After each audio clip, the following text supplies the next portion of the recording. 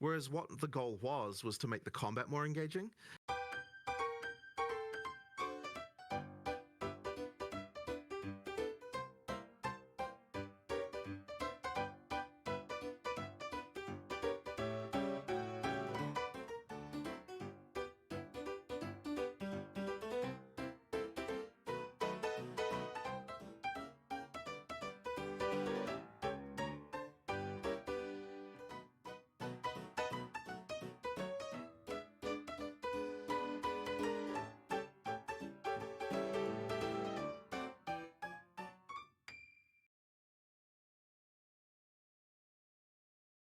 So, what exactly went wrong with Path of Exile 2's combat? There are quite a few things that contributed to this outcome in my opinion, and I'll try to discuss them one by one. First and foremost, we have to address all the problems it inherited from its predecessor, and this is quite the list. They introduced skills and mechanics that go against good combat by design, such as contagion, thorns, minions, totems, trigger skills, and so on. By design, these skills simply aren't compatible with engaging combat unless they would have been heavily reworked. With minions, for example, you can't expect to have meaningful combat when an entity other than yourself does everything and absorbs damage for you with almost no downside to them. GGG should have made significant efforts here to redesign minions in a unique way that would have made them compatible with engaging combat, or give up on them entirely. Same can be said about any other skill that doesn't hit the mark. The next big issue that came straight from PoE1 is monster-related. More specifically, monster density, monster mods, monster speed, on-death effects, and so on. All of these are almost identical to their PoE1 counterparts, which cause direct friction with the idea of engaging combat. When you have your screen full of monsters that engage with you at the same time, you are left but with one realistic option: to wipe them out before they wipe you. So it's no mystery that people will be focusing playing skills or builds that are good at dealing with those situations. While I've played around with specters, another issue that became apparent to me was that monster skill design is really simple, which really goes to show that they weren't really thought through properly as standalone encounters that could pose a real threat to you while also being engaging to fight.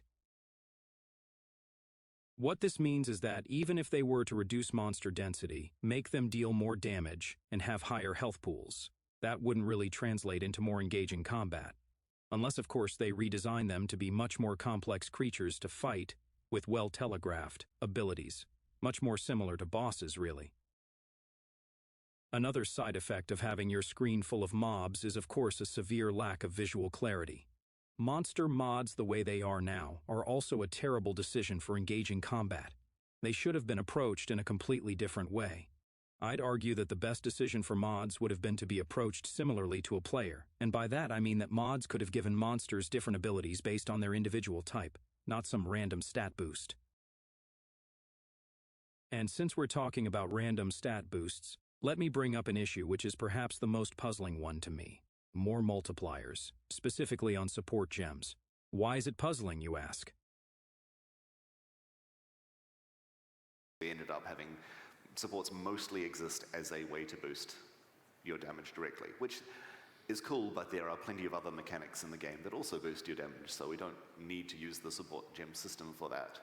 Support gems, we've really focused on taking them away from being damage boosts and put them more about customizing the skill. They correctly identified the problem years ago, yet here we are with support gems being primarily used as damage multipliers. I honestly have no words for this one. What even happened? Support gems should have been only a way to customize the skills, not scale their damage, like they correctly assessed back then. This is one of the main reasons why player power grows to uncontrollable levels and absolutely destroys any semblance of balance. More multipliers are probably the worst thing that they decided to bring back from PoE1. Other mechanics that make no sense to have been introduced the same way they were in PoE1 are, for example, evasion and passive block. It makes absolutely no sense to have these mechanics in a passive manner when you quite literally introduce their active counterpart. Neither of those promote engaging combat. There could be some ways to make evasion work as an active ability alongside dodge, such as, for example, for it to be some sort of an active ability that makes you evade the next hit during an animation. to facilitate a skill with a long cast time, or other similar ideas that actually require you to react to your surroundings. Another big problem is the fact that there is too much power provided by gear, which causes several different issues by itself. One of the clearest issues with this is that balance becomes incredibly hard to manage when player power is largely dependent on random drops. We've all seen the different reactions of players and their experiences in early campaign across the patches. The core issue wasn't really the lack of crafting, but rather the power of items you could have obtained by doing so. One of the most blatant examples of power on gear is skill levels on such items. I honestly think these shouldn't exist at all, as they boost the power of your skills to ridiculous levels. The difference between having those and not having them is night and day, and that should change. From my perspective, this game feels like a true evolution in the genre. It's the pacing, the combat, the dodge mechanics. What were you guys trying to accomplish with this? Because it does feel like an evolution. It doesn't play like any other ARPG I've played before. So it really was an effort to make that combat feel just like, just much better. I love action games, like I'm just a big action game player. So I just wanted to make something that to me felt like a decent action game. I also love action games, Jonathan. But this is definitely not what an action game feels like, and I have no doubt you know that too. I hope you haven't abandoned your passion in favor of other people's opinions. An action game fan, I want us to be good on the level of an action game. Yeah, so actually this lines up perfectly with this. So one of the things that I noticed actually getting hands-on time with the game was that every encounter that I got into, regardless of whatever character I played or how far I got into the game or how much gear I got or skills or whatever it might be, every single encounter felt meaningful. And it was in a way, and I was talking to some of the other creators at the event, and I said that this doesn't feel like a second monitor game anymore. Because like Path of Exile, Diablo, these are games I got YouTube up on the second monitor. I'm watching something else, and it demanded my attention at every given moment. Otherwise, I very easily could lose, even though it was fighting something that otherwise I could probably overpower. Oddly, it reminds me of Elden Ring in a lot of ways, because it's just that engaging. Here's an example of how engaging combat should truly look like.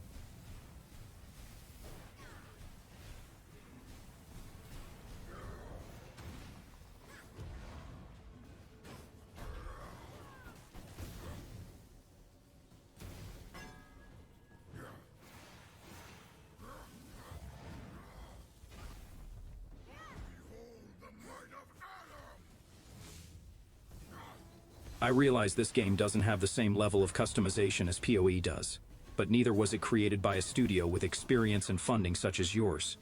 This is what good combat really looks like, and what you should try to achieve, and not give up on.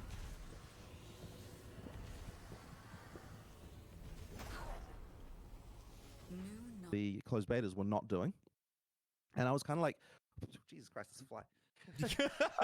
Sorry.